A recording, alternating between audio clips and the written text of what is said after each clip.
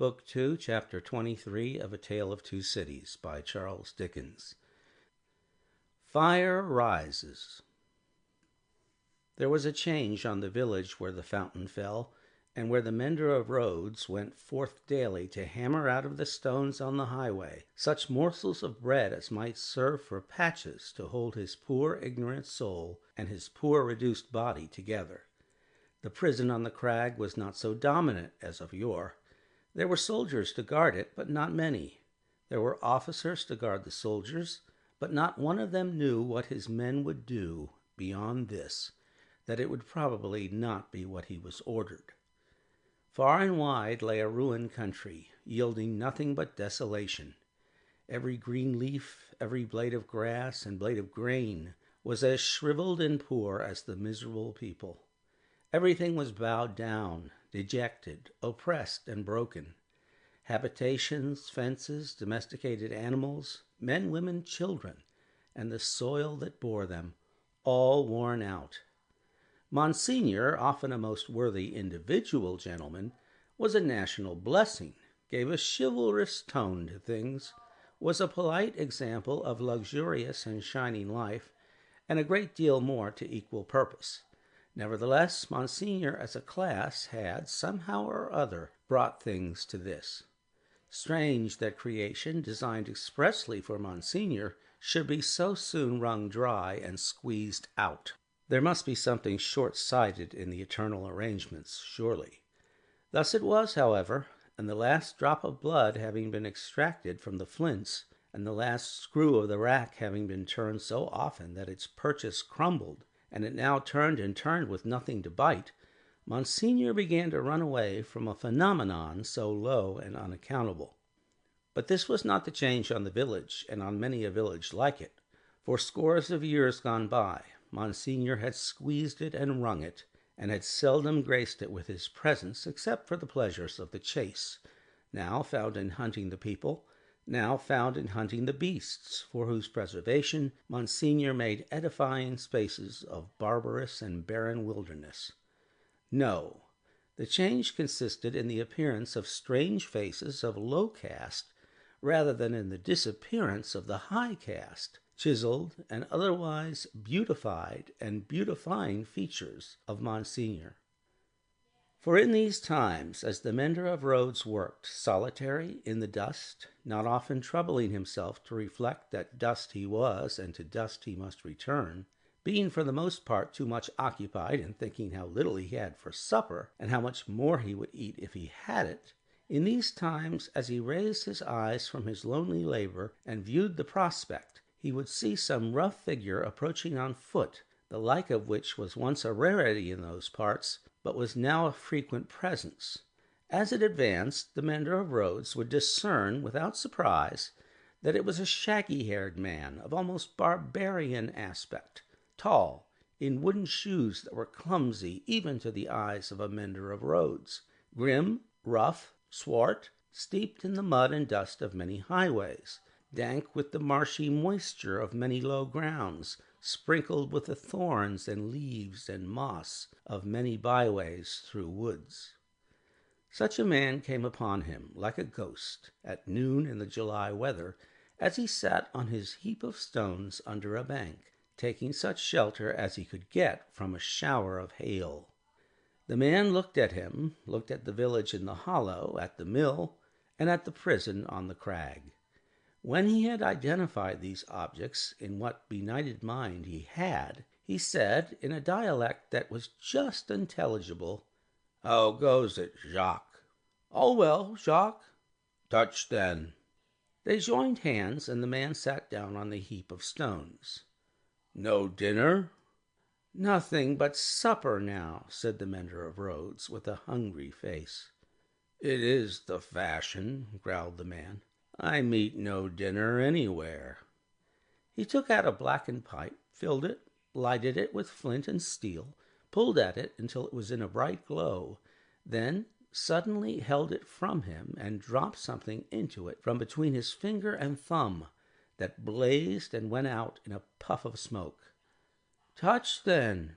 It was the turn of the mender of roads to say it this time, After observing these operations, they again joined hands. "Tonight?" said the mender of roads.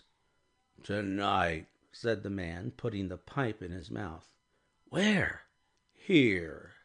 He and the mender of roads sat on the heap of stones, looking silently at one another, with the hail driving in between them like a pygmy charge of bayonets, until the sky began to clear over the village.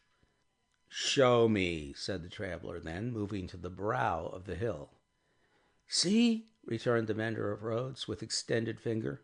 "You go down here and straight through the street and past the fountain." "To the devil with all that," interrupted the other, rolling his eye over the landscape. "I go through no streets and past no fountains." "Well?" "Well, about 2 leagues beyond the summit of that hill above the village." "Good. When do you cease to work?" "At sunset."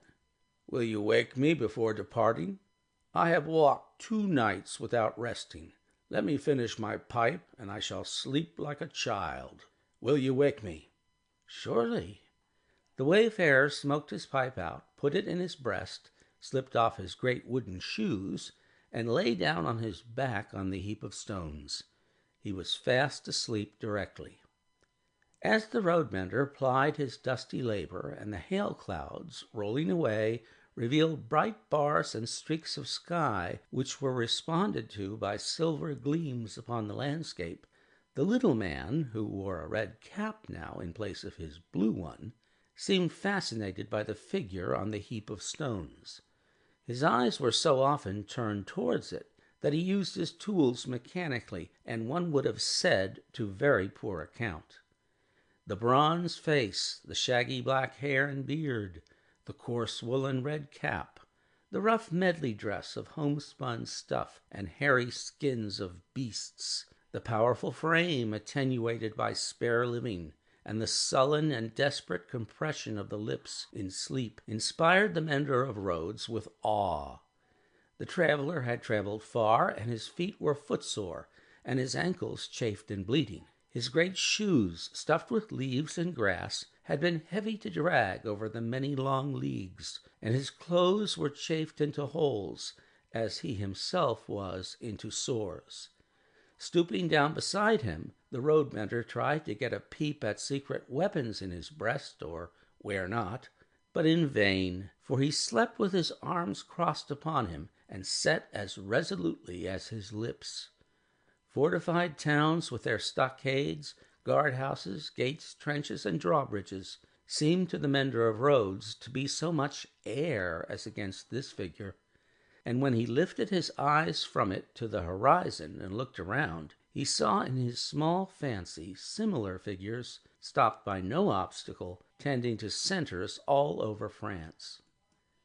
The man slept on, indifferent to showers of hail and intervals of brightness, to sunshine on his face and shadow, to the paltering lumps of dull ice on his body, and the diamonds into which the sun changed them, until the sun was low in the west and the sky was glowing.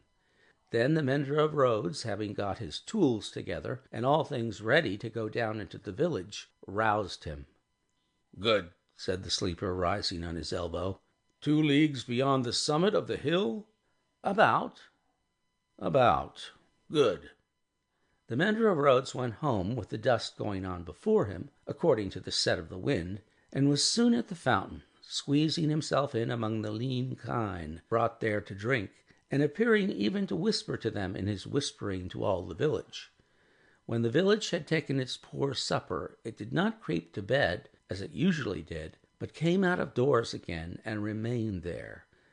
A curious contagion of whispering was upon it, and also, when it gathered together at the fountain in the dark, another curious contagion of looking expectantly at the sky in one direction only.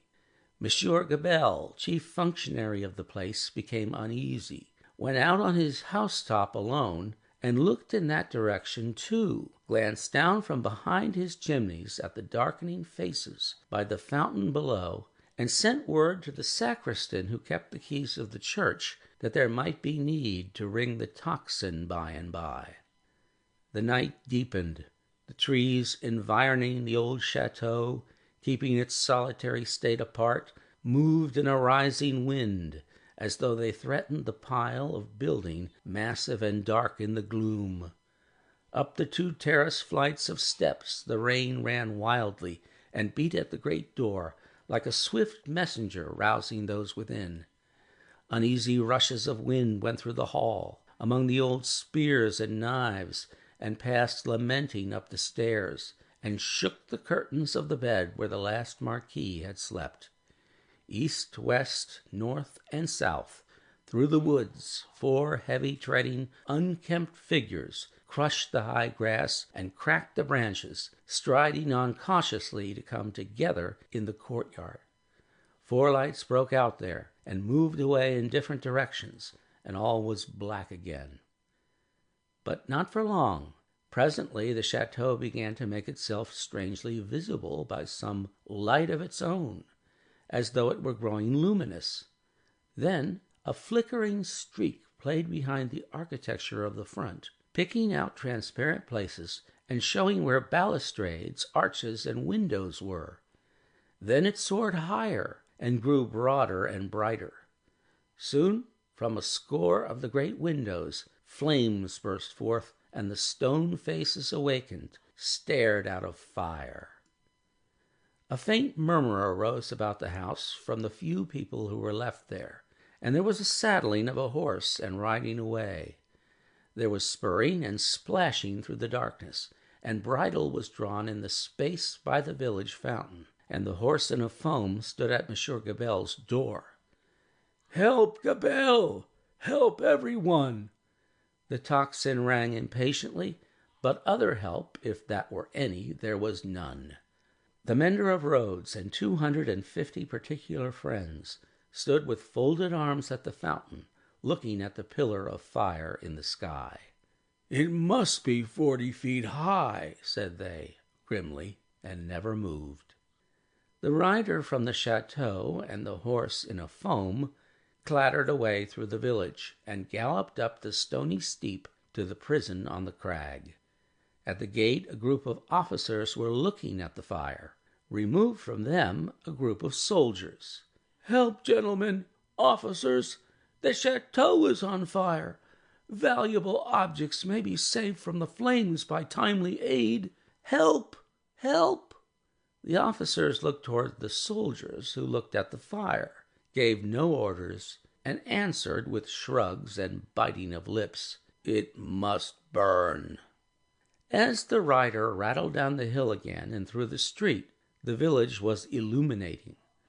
The mender of roads and the 250 particular friends, inspired as one man and woman by the idea of lighting up, had darted into their houses and were putting candles in every dull little pane of glass.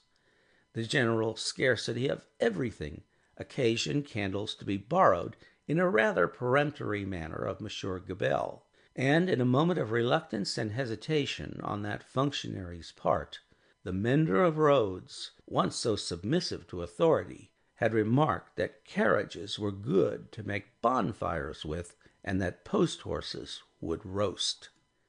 The chateau was left to itself to flame and burn. In the roaring and raging of the conflagration, a red-hot wind, driving straight from the infernal regions, seemed to be blowing the edifice away. With the rising and falling of the blaze, the stone faces showed as if they were in torment. When great masses of stone and timber fell, the face with the 2 dints in the nose became obscured. Anon struggled out of the smoke again, as if it were the face of the cruel Marquis, burning at the stake and contending with the fire. The chateau burned. The nearest trees, laid hold of by the fire, scorched and shriveled. Trees at a distance, fired by the 4 fierce figures, begirt the blazing edifice with a new forest of smoke.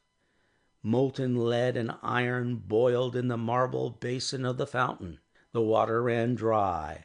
The extinguisher tops of the towers vanished like ice before the heat, and trickled down into 4 rugged wells of flame. Great rents and splits branched out in the solid walls, like crystallization. Stupefied birds wheeled about and dropped into the furnace. 4 fierce figures trudged away, east, west, north, and south, along the night-enshrouded roads, guided by the beacon they had lighted towards their next destination. The illuminated village had seized a hold of the tocsin, and abolishing the lawful ringer, rang for joy. Not only that, but the village, light-headed with famine, fire, and bell-ringing, and bethinking itself that Monsieur Gabelle had to do with the collection of rent and taxes, though it was but a small installment of taxes, and no rent at all, that Gabelle had got in those latter days, became impatient for an interview with him, and surrounding his house, summoned him to come forth for personal conference. Whereupon Monsieur Gabelle did heavily bar his door, and retire to hold counsel with himself. The result of that conference was that Gabelle again withdrew himself to his housetop behind his stack of chimneys, this time resolved, if his door were broken in, he was a small southern man of retaliative temperament, to pitch himself foremost over the parapet and crush a man or two below. Probably Monsieur Gabelle passed a long night up there, with the distant chateau for fire and candle, and the beating at his door combined with the joy-ringing for music, not to mention his having an ill-omened lamp slung across the road before his posting-house gate, which the village showed a lively inclination to displace in his favor.